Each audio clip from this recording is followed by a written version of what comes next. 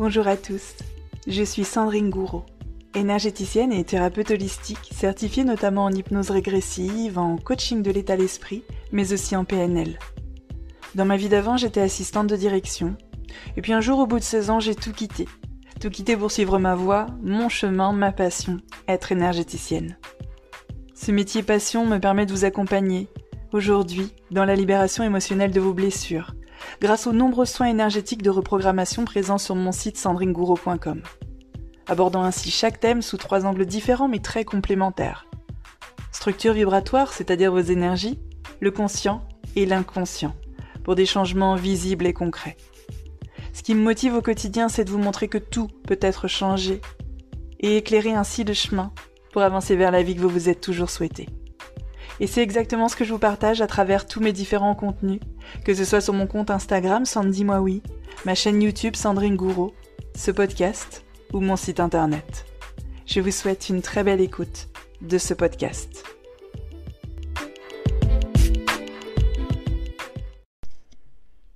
Coucou tout le monde, j'espère que vous allez bien, j'espère que vous allez super bien.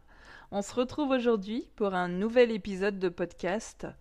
Et aujourd'hui, j'ai envie de parler de quelque chose qui me passionne, qui me fascine en ce moment, sur lequel je fais beaucoup de recherches. Et j'ai pu justement refaire des liens avec d'anciennes choses que j'ai pu vivre. Aujourd'hui, on va parler en fait du gardien des lieux ou de l'âme de la maison. Alors, je vais commencer par vous raconter quelque chose qui s'est passé il y a 2 jours à peu près. Je promenais les chiens et je passe devant une maison qui, sans mentir, j'ai plus le chiffre exact, mais elle a été inhabitée pendant au moins 30 ans. J'ai raconté cette histoire sur Instagram, j'ai dit 20 ans, et en fait non, j'ai fait des recherches, c'est pendant au moins 30 ans. C'est peut-être même pendant 30 à 35 ans, mais 30 ans c'est sûr. Je l'ai toujours connue comme ça. Elle n'a jamais été habitée, elle était même pas tout à fait terminée, et voilà, elle est restée comme ça, à l'abandon total pendant au moins 30 ans. Et donc je promenais les chiens, je passe devant et je vois qu'elle est non seulement terminée, pimpante, lumineuse, qu'il y a la boîte aux lettres, qu'il y a la petite sonnette, qu'il y a un nom dessus, donc elle est habitée, ça y est. Et en passant devant avec les chiens, je me dis, tiens, donc je parle à voix haute, tiens, le gardien des lieux a enfin accepté quelqu'un, chez lui. Et ça, c'est marrant parce que bon, c'est pas la manière de penser de tout le monde. Il y en a plein qui vont passer devant et qui vont dire « Tiens, bah, elle est finie la maison !» Voilà, mais non. Je me suis dit, ça a été ma première pensée, tiens, le gardien des lieux a enfin accepté quelqu'un chez lui. Alors, j'aimerais commencer par vous raconter l'histoire de ma maison, que j'ai déjà dû vous raconter, en tout cas en vous donnant certains détails. Donc moi, quand j'ai quitté Paris, on a été vivre chez quelqu'un, parce qu'on n'avait pas la possibilité de se loger comme ça en un claquement de doigts, et je me suis dit, on pourra mettre du temps pour trouver notre maison. Donc l'histoire de ma maison.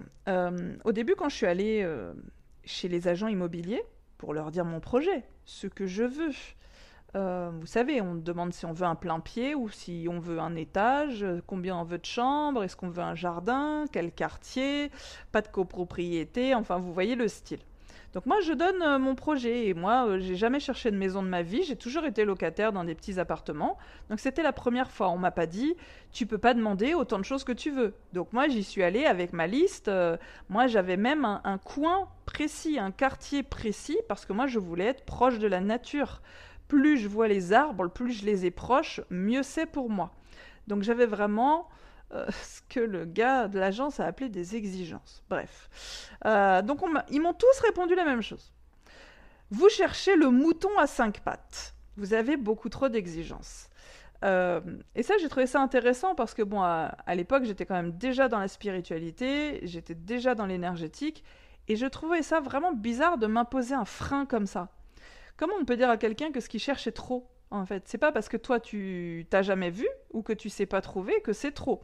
Et d'ailleurs, l'histoire a démenti tout ça, puisque c'est eux qui n'étaient pas capables de trouver ça, ça existait bel et bien.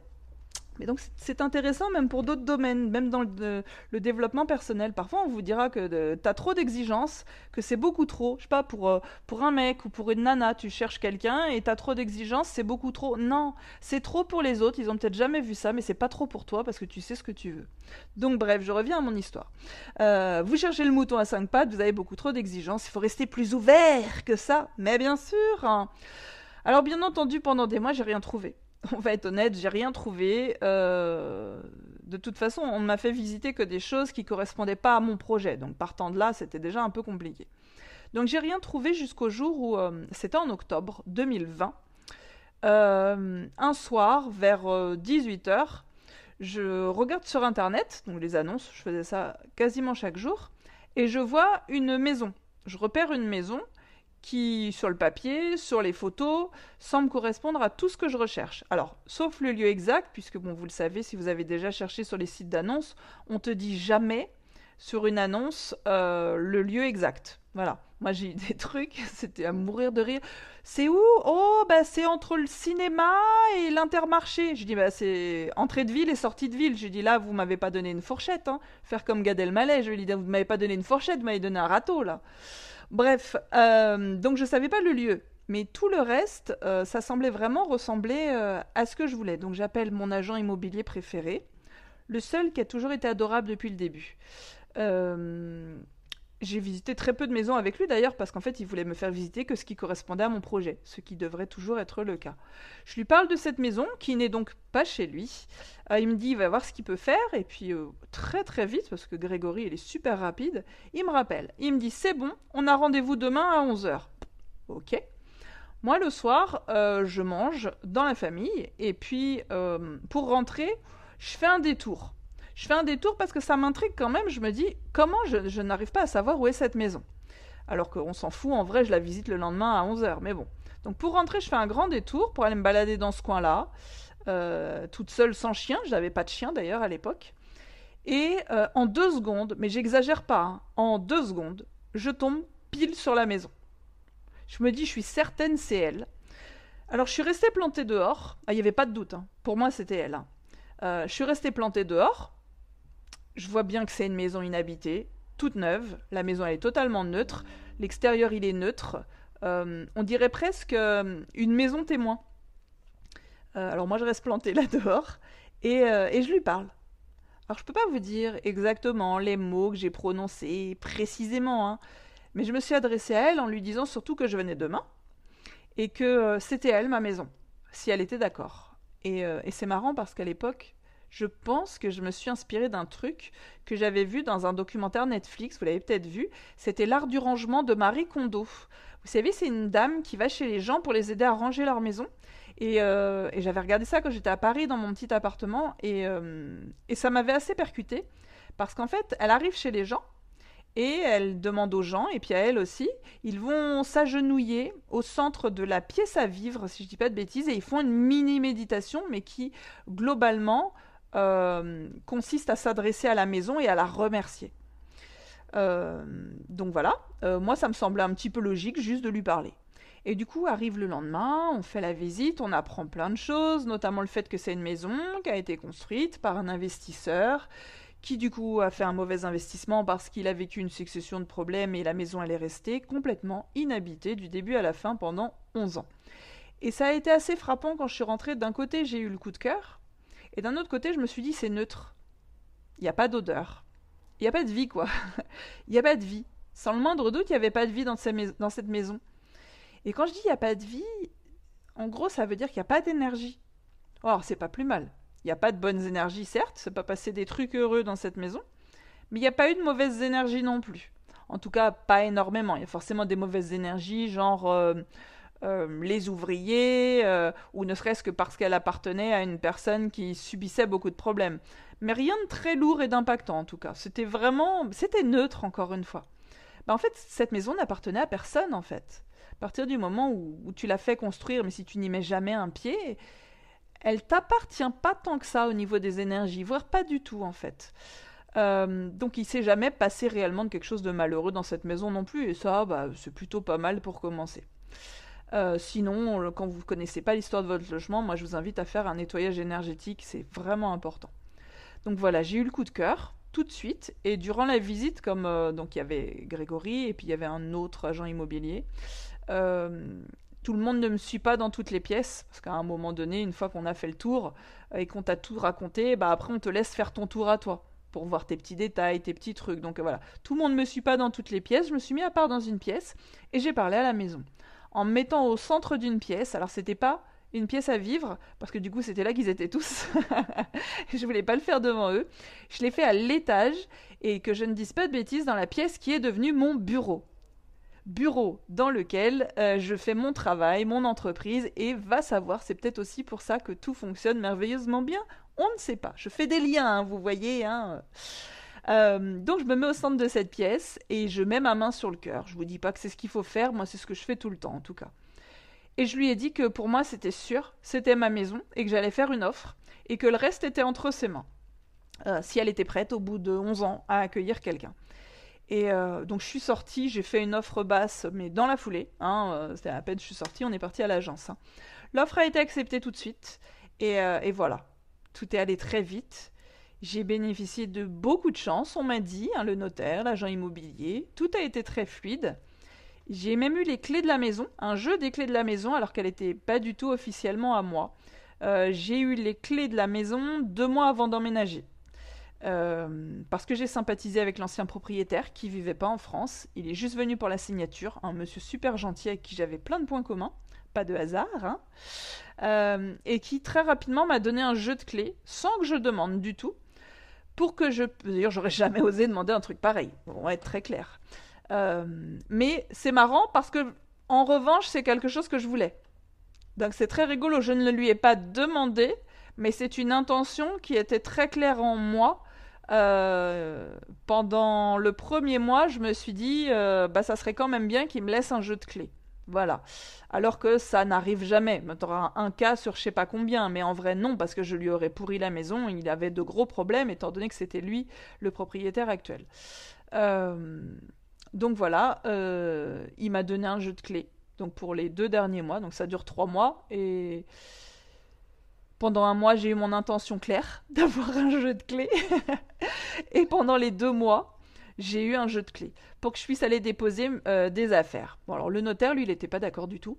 Il a dit on fait pas les choses comme ça, imaginez, blablabla. Et donc j'ai eu la possibilité très rapidement d'aller tous les jours dans cette maison, qui n'était donc pas encore à moi. Et pourtant, au niveau des énergies, elle était à moi bien plus qu'elle n'avait jamais été à lui, si vous voyez ce que je veux dire. Et je pense que ça a été important parce qu'elle a été inhabitée pendant 11 ans. C'est moi qui fais des liens là. Et du coup, elle n'a pas eu brutalement quelqu'un qui l'a envahie. Vous voyez, moi je parle de la maison finalement comme une personne qui serait célibataire depuis tellement longtemps, et à un moment donné, t'arrives, t'envahis toute sa vie, ça peut être difficile. Là, elle a eu quelqu'un, moi en l'occurrence, qui est venu chaque jour pour la nettoyer, lui ouvrir les fenêtres, lui apporter donc de l'air, du renouveau, lui parler, puis je déposais une plante, puis une machine à café, des tout petits objets très perso, petit à petit chaque jour. Et je revenais le soir pour tout fermer. Et j'ai fait ça chaque jour. J'ai eu un moment très privilégié chaque jour avec ma maison. Et c'est marrant parce que là, je raconte ça tranquillement au calme, alors que je pense qu'il y a 10 ans en arrière. J'aurais écouté ce que je suis en train de vous raconter aujourd'hui en me disant mon Dieu, mais elle est complètement perchée cette fille, elle parle à sa maison quoi. Alors si je vous raconte tout ça, c'est pour parler justement de ce que certains appellent le gardien des lieux, ou j'ai entendu aussi l'âme de la maison. Ce qui n'a rien à voir d'ailleurs avec une entité ou l'esprit d'un défunt qui serait pas passé de l'autre côté. Vous voyez? Là, on parle vraiment de l'âme de la maison, et chaque maison a une âme. Et c'est intéressant de voir qu'il y a des maisons qui vont rester inhabitées pendant très longtemps. Reprenez ma maison du début, là, 30 ans, inhabitée. Mais je suis sûre que vous en connaissez une. Soit vous connaissez les gens, effectivement, la maison est restée inhabitée, soit il y a eu un décès, il y a eu un problème à l'héritage. On trouve toujours l'excuse qu'on veut. Mais ni plus ni moins, la maison est restée inhabitée pendant 30 piges. Ou peut-être aussi que c'est quelque chose devant lequel vous êtes passé en vous promenant, etc. Il y a une maison, vous dites, elle est inhabitée mais depuis toujours. C'est sans fin. Donc, Pardon, je vous reprends, j'ai mis une petite pause dans le podcast parce que je voyais mon chien qui semblait avoir besoin, mais non. Donc ce que je vous disais, c'est intéressant de voir qu'il y a des maisons qui vont rester inhabitées pendant très longtemps, parce que selon moi, encore une fois, j'en fais pas une vérité unique non plus, hein, le gardien des lieux n'aura accepté personne pendant longtemps. Alors après, pour quelle raison, ça je sais pas. J'imagine que l'âme de la maison, elle peut rester attachée à l'ancienne famille. Voilà, donc l'ancienne famille a quitté les lieux, elle est partie vivre ailleurs, et puis ben, elle a connu beaucoup de joie, et peut-être l'âme des lieux a du mal à passer à autre chose. Parfois, il y a eu aussi un décès, et voilà, c'est une maison. Le gardien des lieux est resté 40 ans avec la même famille, avec le même petit couple, et c'est compliqué pour passer à autre chose. Et peut-être, bien entendu, qu'il y a d'autres raisons euh, que je connais pas encore, mais on pourrait dire aussi, peut-être qu'elle attend le propriétaire parfait. Mais le propriétaire parfait, il sait même pas encore aujourd'hui qu'il va vendre sa maison. Vous voyez, si on veut même aller par là, euh, la maison que j'ai achetée, elle est donc restée inhabitée pendant 11 ans. On pourrait se dire qu'elle, elle savait déjà que ce serait moi, au niveau des énergies. Sauf que moi, il y a 11 ans, Oula, où j'étais où il y a 11 ans? Ah, j'étais encore dans un autre appartement à Paris. Mais voilà, je savais même pas que j'atterrirais ici, que j'achèterais une maison, que j'aurais la capacité financière d'acheter une maison, que ma vie aurait changé à ce point-là. Mais peut-être qu'elle, au niveau des énergies, elle le savait. Vous voyez, si on reprend aussi cette trame du destin, finalement, euh, la maison savait peut-être que ça serait nous, mais il fallait que nous, de notre côté, ça nous prenne le temps qu'il fallait pour qu'on déménage, pour qu'on mette le congé du logement, qu'on déménage et qu'on vienne jusqu'ici. Donc voilà, d'autres raisons que je connais pas encore, comme je vous dis, mais c'est marrant de voir aussi que le gardien des lieux, à mon sens, il est toujours bienveillant. Encore une fois, je vous dis, c'est pas l'entité d'un défunt qui reste ici, il faut vraiment faire la différence. Lui peut être, on va dire, malveillant, même si je pense pas qu'ils sont malveillants, ils sont en souffrance et ils savent pas trop comment faire. Mais voilà, restons sur le gardien des lieux, pour moi qui est toujours bienveillant. Il est jamais là pour te faire du mal. Alors là, tu vas me dire, oui, mais parfois moi je suis envahi, je vais prendre des trucs que je connais, je suis envahi de fourmis. J'ai des fuites d'eau à répétition, des pannes d'électricité. Va encore me dire que le gardien des lieux, il est de mon côté. En fait, moi, je pense qu'il essaie d'attirer l'attention sur quelque chose. Alors, j'ai plusieurs pistes. J'ai le cas où il serait pas très content de ce qu'on fait dans la maison, de ce qu'on lui fait. Tu vois? Imagine, toi, t'es une maison, est-ce que tu serais content que quelqu'un ne fasse jamais le ménage ou pas assez souvent, que quelqu'un soit toujours en colère, que quelqu'un prenne pas soin de toi? Tu vois, les gens qui laissent les choses se délabrer, etc. Ça peut être une piste.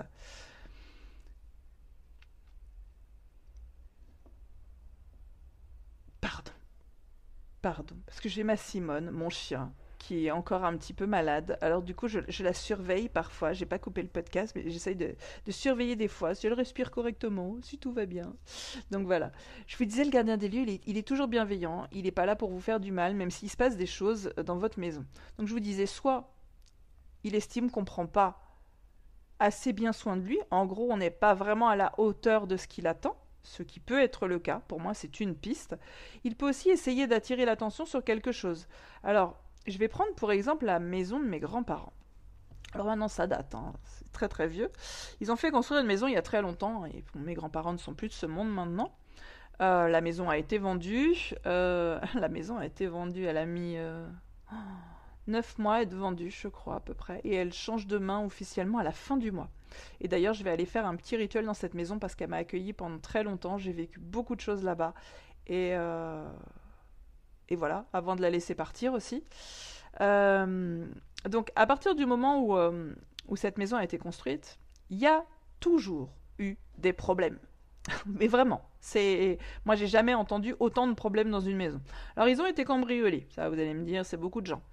Euh, il y a eu des problèmes d'électricité en permanence.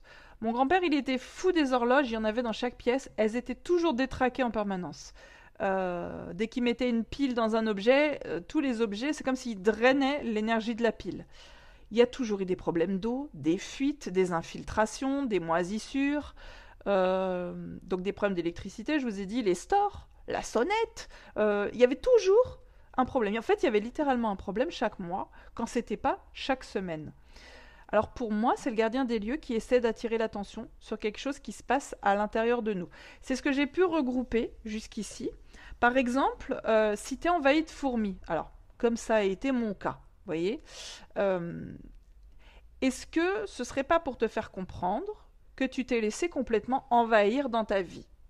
Ce qui a donc été mon cas aussi, hein. Ça a donné lieu à un travail sur moi parce que, je crois que j'en ai parlé sur Instagram, à un moment donné, j'étais tellement généreuse, j'avais tellement basculé dans le bah tu fais un métier pour aider les autres, c'est normal d'être généreuse à outrance et de t'oublier. J'étais tellement généreuse, je donnais tellement de mon travail, de mon temps, de mon énergie, qu'on ne me respectait plus en face. J'étais littéralement envahie et ça me faisait pas du bien. J'en étais vraiment arrivée à un moment où j'étais sursollicitée, on voulait toujours plus et où on n'accordait finalement aucune valeur à mon travail. J'étais complètement envahie. Alors je sais pas si vous avez envie de déménager. Si vous avez envie de vendre votre maison, par exemple, si vous voulez vendre votre maison, votre logement actuel, peut-être que vous pourriez prendre le temps de vous adresser à elle déjà, de lui dire merci. Alors, déjà, merci régulièrement, hein. Moi, c'est ce que je dis chaque jour, avec ma main sur le cœur, toujours. Je dis franchement, merci, merci à ma maison de m'accueillir. On a un toit au-dessus de notre tête. Elle est merveilleuse, cette maison. Elle est plus belle que j'aurais jamais pu croire avoir une telle maison. Voilà. C'est mes mots, hein, c'est pas des mots à reprendre nécessairement. Et je les pense réellement. Ça vibre au fond de moi. En fait, je les pense tellement que j'en ai les larmes aux yeux. Je suis très émotive dans l'expression de la gratitude de tout ce que j'ai aujourd'hui. Mais il n'y a pas de secret, c'est l'énergie que je mets dedans, donc c'est aussi ce qui fait que j'attire à moi autant de choses. Parce qu'il y a une telle émotion, qu'il y a une telle énergie dans la gratitude que j'exprime, qu'elle attire en retour davantage de raisons d'être dans la gratitude. Donc peut-être que vous pourriez vous exprimer envers votre maison, qui est déjà là, déjà donc la remercier de tout ce qu'elle a fait pour vous, ce qu'elle vous a apporté, et lui dire, bon ben voilà, on sait que de toute façon, tu attireras à toi les meilleurs propriétaires et nous, à partir de maintenant, on va se mettre en recherche d'une nouvelle maison. Et par exemple, vous pourriez juste vous centrer pour lui demander de vous aider à entrer en communication avec le gardien du lieu ou l'âme de la maison, prenez le terme qui vous parle le plus, de votre prochaine maison. Alors tout ça, ça reste très mystique, hein, bien entendu. Si vous n'y croyez pas, ne le faites pas.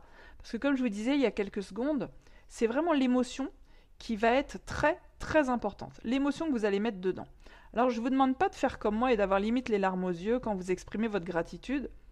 Quoique, soyons honnêtes, en fait ce serait l'idéal. Ce serait l'idéal. Euh, mais si vous pouvez y mettre un minimum de cœur et d'honnêteté et d'authenticité, en ne cherchant pas à reprendre les mots des uns et des autres par exemple, vos propres mots à vous seront toujours les meilleurs mots. Et de pas le faire par-dessus la jambe, pas le faire en se disant juste je suis curieux, je vais essayer, ça mange pas de pain, ça peut pas faire de mal, ouais mais ça marchera pas. L'énergie qu'on met dedans, l'intention qu'on met dedans, elle est vraiment primordiale. Ça peut s'apparenter en quelque sorte à un soin énergétique. Et là-dessus, pour moi, vous pouvez tout à fait le faire tout seul. Parler à votre maison, attirer à vous votre nouvelle maison, même si sur le site j'ai un soin énergétique pour trouver son nouveau lieu de vie, pour ceux qui veulent être aidés de ce côté-là, moi je reste persuadée que sur cette thématique en particulier, vous pourriez bien le faire tout seul. Si vous vous sentez capable d'exprimer beaucoup d'émotions dans vos demandes, comme je vous l'ai dit, le top du top, c'est d'avoir limite les larmes aux yeux. Parce que vous êtes hyper dans la gratitude de ce que vous avez déjà. Et l'étape, le niveau juste du dessous, j'ai envie de dire, c'est de vraiment ressentir ce que vous dites. Et donc si vous pouvez le faire, ça pour moi vous pouvez le faire vous-même et vous mettre en relation, en communication avec votre future maison pour la trouver facilement. Parce qu'il y a beaucoup de gens qui me disent ouais on veut déménager mais on trouve pas. Voilà, on passe sur le fait qu'il y en a peut-être qui cherchent pas bien aussi, qui veulent pas vraiment déménager, hein, il y en a forcément. Mais voilà, c'est peut-être quelque chose que vous pourriez faire. Et même, on imagine, vous n'avez pas envie de déménager. Si vous avez des soucis dans votre maison, ou même pas ailleurs, si vous avez juste des soucis dans votre vie, adressez-vous à l'âme de votre maison ou au gardien de votre lieu. Et déjà commencez par le remercier de tout ce qu'il a fait pour vous. Alors, on dit merci pourquoi? Bah déjà, vous avez un toit au-dessus de votre tête. Et vous êtes au chaud, en plein hiver, éventuellement au frais, en plein été. Vous avez reçu des amis, vous avez fait des apéros, vous avez mangé des choses extraordinaires, vous avez vu des super séries, vous avez vu des super documentaires, vous avez peut-être fait l'amour, ou probablement même, vous avez, euh, vous avez rigolé, vous avez eu des super conversations, vous avez eu des super déclics, vous avez reçu des amis, vous avez eu des moments de rire, des moments de joie, vous avez vu vos enfants grandir. Il y a plein de choses à remercier. Vous voyez, la liste, elle peut être très très longue, hein, mais il y a plein de choses à remercier dans une maison. Le premier, bien sûr, c'est qu'elle vous abrite. C'est qu'elle vous met, littéralement, à l'abri de tout. S'il pleut, vous regardez la pluie derrière votre fenêtre, vous n'êtes pas mouillé. Et... Mais merci pour tout ce qui a pu se passer dedans, toutes les émotions, etc. Donc voilà, c'est le sujet que j'avais envie d'aborder avec vous aujourd'hui, de manière quand même assez rapide, parce qu'il y aurait toujours beaucoup de choses à dire sur ce sujet, mais ça dépendrait surtout des cas très personnels de votre maison à vous. Donc, votre maison a une âme, on va conclure là-dessus. Votre maison, elle a une âme. Elle n'est pas neutre, elle n'est pas rien, elle a une âme. Et tout comme vous n'aimeriez pas être laissé dans un coin et qu'on ne vous lave jamais. Bon, vous pouvez le faire tout seul, mais c'est pour la métaphore. On ne prend jamais soin de vous, on ne vous parle jamais, jamais un petit mot d'attention, rien du tout, alors que vous faites tout pour les autres. Mais d'ailleurs, est-ce qu'on ne pourrait pas aller plus loin et dire que justement c'est quelque chose que vous avez probablement vécu dans votre vie? Tout faire pour des gens et ne rien recevoir en retour. Il y a des gens que vous avez probablement abrités, que vous avez nourris, que vous avez aidés, soignés, que vous avez écoutés. Et en retour, qu'avez-vous eu? Oui, vous ne l'avez pas fait pour ça, mais en retour, qu'avez-vous eu? Vous voyez? Donc votre maison a une âme, et tout comme vous, elle aime la gratitude, elle aime qu'on se rende compte de ce qu'elle fait pour les autres, et elle aime qu'on se rende compte de sa générosité et de tout ce qu'elle a fait. Alors vous pouvez lui parler pour fluidifier votre vie aussi, parce que quand elle est de votre côté, quand elle marche avec vous, au niveau des énergies, les choses deviennent beaucoup plus cool. Et là, pour le coup, c'est quelque chose que vous pouvez tester tout de suite après avoir écouté ce podcast. Alors, je vous rappelle donc, pour ceux qui veulent aller un petit peu plus loin, qui ne se sentiraient pas forcément capables de le faire seuls, j'ai sur le site un soin énergétique de nettoyage du lieu. Il est vraiment extraordinaire pour le coup. Bon, c'est la vendeuse de poissons qui vous dit que son poisson est très bon, hein, mais c'est ça. Moi personnellement, je le fais très très très souvent parce que j'ai pas forcément envie moi-même de refaire un soin énergétique pour le nettoyer à chaque fois. Je l'ai ancré dans un audio, donc je peux tout à fait le refaire. Et moi, je le fais vraiment très régulièrement pour nettoyer le lieu. Et j'ai aussi un autre audio, pareil, si vous voulez aller plus loin et que vous ne vous sentez pas capable de le faire tout seul, pour trouver son nouveau lieu de vie, si vous voulez passer par un audio pour le faire. Mais je vous encourage quand même à essayer tout seul, juste après ce podcast, avec votre simple intention, chargée de vos plus belles émotions. Et pour le reste, merci beaucoup de m'avoir écouté jusqu'au bout. Les podcasts se font un petit peu rares, mais voilà, je ne veux pas m'obliger à avoir un cadre que je ne vais pas pouvoir tenir. Donc j'essaye de le faire plus de manière complètement authentique. Rien n'est rédigé. Je bégaye un petit peu, je marque des pauses pour écouter mon chien, mais l'essentiel est là. Donc, merci beaucoup de m'avoir écouté jusqu'au bout. Et j'espère que ça vous aura plu, que ça vous aura été utile, que ça vous aura apporté des petites pistes pour la suite. Et je vous dis à bientôt pour un nouvel épisode de podcast.